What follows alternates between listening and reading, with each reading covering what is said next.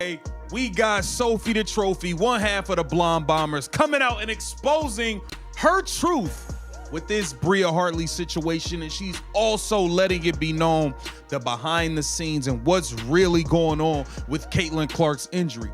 Sophie Cunningham just dropped a bomb and fans are losing it. The talk isn't about refs, fouls, or another cheap shot. It's about Caitlin Clark possibly walking away from the WNBA entirely. Yeah, you heard that right. The league's brightest star, and suddenly we're talking about her future outside the league. Would you actually support Caitlin if she left? Alright, let's get into this because Sophie Cunningham just threw gasoline on a fire that was already burning out of control. She basically suggested that Caitlin Clark's time in the WNBA might be shorter than anyone expected, and now fans are in full panic mode. If you think that sounds dramatic, it's not, because the writing has been on the wall for months. First, let's deal with the obvious. Caitlin Clark is not a rookie anymore. She's in her second year, and by now, you'd think the league would have figured out how to protect her. Spoiler, they haven't. She's been battered every game, fouled like it's open season, and treated more like a punching bag than the superstar face of the sport. But the WNBA wants to act shocked when someone like Sophie hints that Caitlin could actually quit. Shocked? Really? You've practically been daring her to. Let's rewind a little. Sophie Cunningham has been fined so many times, she's practically the league's walking ATM machine. And yet, she's the one calling out what everyone can see. Caitlin's situation isn't sustainable. Caitlin close? How's she coming along? Dude, I don't know.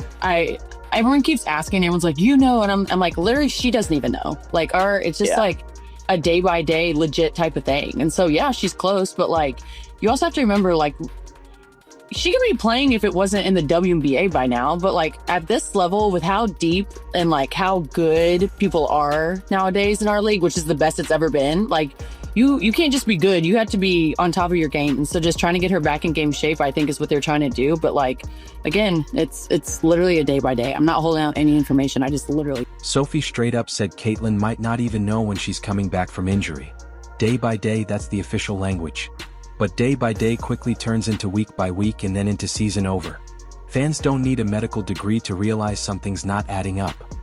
Yeah, and she also would be able to play if this was not sumo wrestling, if this was not UFC, if you guys did not play rugby in these basketball games, she'd probably be able to get out there and do her thing.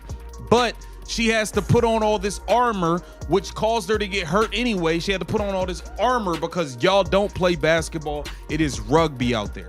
Now, Sophie added the part that shook people. She said Caitlin could probably already be playing if it wasn't the WNBA. That's a dagger. Think about what that really means. In another league or maybe in another sport, Caitlin would be back. But in this league, the talent gap isn't as forgiving. The refereeing is inconsistent, and the politics are worse than high school drama. So instead of focusing on the fact that Caitlin sells out every arena, we're sitting here wondering if she'll ever play again this season, or worse, if she'll even want to come back next year. Look, listen, Sophie, I love you trying to hold it down. We love that you were trying to hold it down. We wish you a speedy recovery. But as far as what's going on in the WNBA, we are on them. We gonna stay on them. It's not gonna change. It's not gonna change. We're on today nonsense. Let's be brutally honest. Caitlin Clark doesn't need the WNBA. The WNBA desperately needs her. The ratings, the ticket sales, the merchandise, all of it skyrocketed when Caitlin stepped in. Without her, the Fever are irrelevant. Half the arenas go half empty again and the league slips back into obscurity. Caitlin brought a spotlight, and now that spotlight is exposing every ugly crack. Fans see the bad refereeing. They see the selective punishment. They see how certain stars get the royal treatment. Paige Becker's cough while Caitlin gets shoved, hacked, and then whistled for daring to complain. I love Paige to death. Do not get me wrong. I think, like, again, I think she's a hell of a player and like would love to play with her one day. But those refs were giving her every freaking whistle last night. Like, you literally couldn't touch her. And that shit is so annoying to me. And that's the double standard Sophie was hinting at. Sophie can't mention Paige without catching a fine. Angel Reese can flat out say Caitlin has a special whistle and nobody bats an eye. Coaches can scream about refs and it's shrugged off. But Sophie cracks a joke or points out favoritism and suddenly her bank account gets lighter. That's not enforcement. That's targeting. And when the targeting lines up with Caitlin being the center of it, fans start asking, is this personal? Now here's where it gets really uncomfortable for the league. Caitlin Clark doesn't strike me as someone who wants to waste her career getting bullied by refs and resented by teammates. She's competitive, she's fiery, but she's also smart. And if she feels like this league is breaking her body and draining her energy, why wouldn't she look elsewhere? This isn't a hot take. It's common sense. Let's talk about Europe. Countless players go overseas in the off-season for one simple reason: money. They get paid more, they get more respect, and ironically, many of them say the refereeing is better. Caitlin could go tomorrow and become the highest-paid women's basketball player on the planet without taking a single WNBA dribble again. And honestly, I wouldn't blame her. Fans wouldn't either. They'd follow her games online, buy the streams, and watch her torch teams in Spain or Turkey or Italy. The WNBA would just be left wondering how they managed to lose their biggest star before her third season. But there's another angle, and this one might sting even more for the league. Caitlin Clark has options outside basketball entirely. She's already hinted at her love for golf. What if she took the Paige Spiranak route, leaned into sponsorships, media appearances, maybe even played professionally? She's marketable enough to make tens of millions doing something that doesn't involve getting her face right across someone's elbow every night. That's the nightmare scenario for the WNBA. Not Caitlin playing in Europe, but Caitlin saying, "You know what? I'm out. I'm golfing. I'm building my brand. You guys can keep the chaos." Fans are already whispering it. Wouldn't Caitlin be happier in golf? What if she just did Europe and came back when the WNBA fixed itself? When whispers like that start turning into actual conversations, the league has a serious problem because stars leaving isn't new. Maya Moore walked away, Liz Cambage checked out, and plenty of others took extended breaks. The difference here is that Caitlin is the biggest thing to ever happen to women's basketball. If she bails, it's not just a loss, it's an earthquake. And let's not act like the signs aren't there.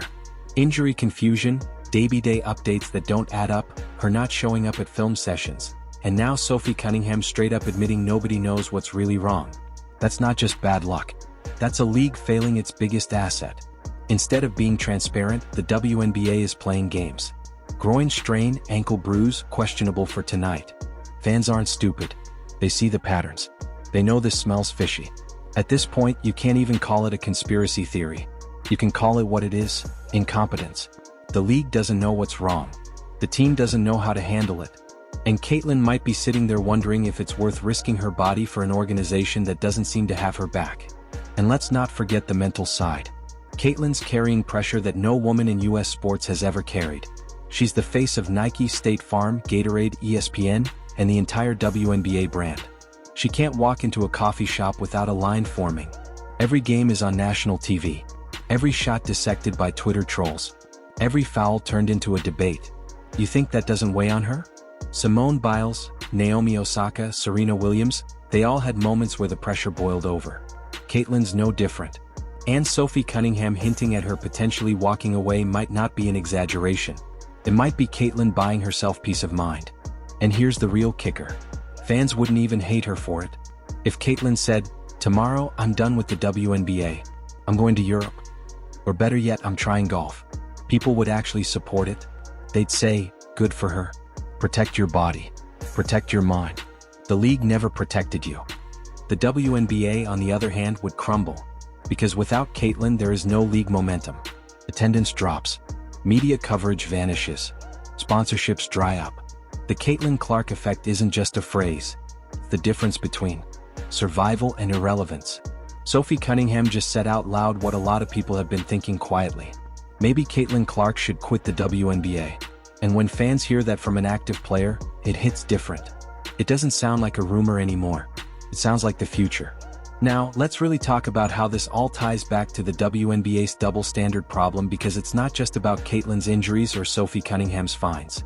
It's about the way the league treats its stars and how that treatment ends up creating villains, victims, and golden children depending on who fits the narrative best. Look at Paige Boers, for example. Paige walks into the league with a huge media push, and it's like the WNBA has already pre-written the script for her. Superstar whistle, check. Highlight reels, check. Fans being told she's the future of the league, double check. And yet, Caitlin Clark has already done more for the WNBA in 2 years than Paige has ever done. The difference, Caitlin doesn't get the safety net, she gets the target on her back instead. That's what Sophie Cunningham tapped into. She basically held up a mirror to the league and said, "This is what it looks like. You protect some, you punish others, and the people carrying the league get the worst treatment." She didn't say Caitlin's name outright, but everybody knew exactly who she meant. And that's why fans blew up about her comments. It's not just Caitlin's health in question. It's the league's credibility. Think about it. If Caitlin Clark decides she's had enough and leaves, what's left? Angel Ree is popular, but she's polarizing. A Wilson is elite, but casual fans don't know her. Paige has hype, but she hasn't proven she can carry a league. Without Caitlin, the WNBA looks a lot like it did before she arrived. Scrambling for attention, begging ESPN for coverage, and struggling to sell tickets outside a handful of cities. That's why Sophie's words cut so deep. It wasn't just speculation. It was a warning. Now let's play out the what-if scenarios. Scenario 1, Caitlin Clark decides to stick it out, rehab her body, and give the WNBA a few more years. Best case, she powers through, racks up MVPs, and forces the league to finally give her the superstar treatment she's earned. Worst case, the injuries pile up, she burns out mentally, and we're left talking about what could have been instead of what was. Scenario 2, she pulls the Europe card, the money is better, the season is shorter, and she gets treated like royalty. Imagine Caitlin in Spain or Turkey filling up arenas overseas while American fans stream her games in the middle of the night. That would embarrass the WNBA in ways you can't measure. Scenario 3, Caitlin shifts sports. She takes her competitiveness, her marketability, and her fan base to golf. People laugh at that idea now, but they laughed when Michael Jordan tried baseball too. The difference is Caitlin doesn't need to be Tiger Woods to succeed in golf. She just needs to show up, swing a club, and cash in on sponsorships. And believe me, sponsors would line up. Any one of those scenarios is realistic. And that's the scary part for the league. When your biggest star has more options outside your league than inside it, you've already lost. Sophie Cunningham just dared to say the quiet part out loud. But let's circle back to the fans because they're the real drivers here. Fans aren't stupid. They see the difference in treatment between Paige and Caitlin. They see how Sophie's fines pile up while other players get away with worse. They see how the refereeing is one-sided, how the injury reports are vague, and how the league's PR machine tries to spin every controversy. And guess what? They don't buy it anymore. The WNBA had a once-in-a-generation chance to grow with Caitlin Clark, and instead of protecting her, they've thrown her into a rigged game. That's why the conversation about her future is so real right now. If the league doesn't make changes fast, Caitlin might make the decision for them and it won't be in their favor. So what happens if she leaves? The honest answer, chaos. Sponsorships would tank. TV ratings would collapse. The Caitlin Clark effect that lifted attendance numbers league-wide would vanish overnight. And here's the wildest part. Fans wouldn't even blame Caitlin. They'd blame the WNBA.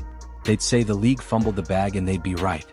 Sophie Cunningham gave everyone a glimpse of that reality. And now the WNBA has to live with the fact that people are taking it seriously. So here's the question. Do you think Caitlin Clark will stick it out, head to Europe, or maybe shock everyone and leave basketball altogether? Drop your take in the comments because this story isn't slowing down anytime soon. If you enjoyed this breakdown, hit like, subscribe, and stay tuned because the Caitlin Clark drama is only getting bigger from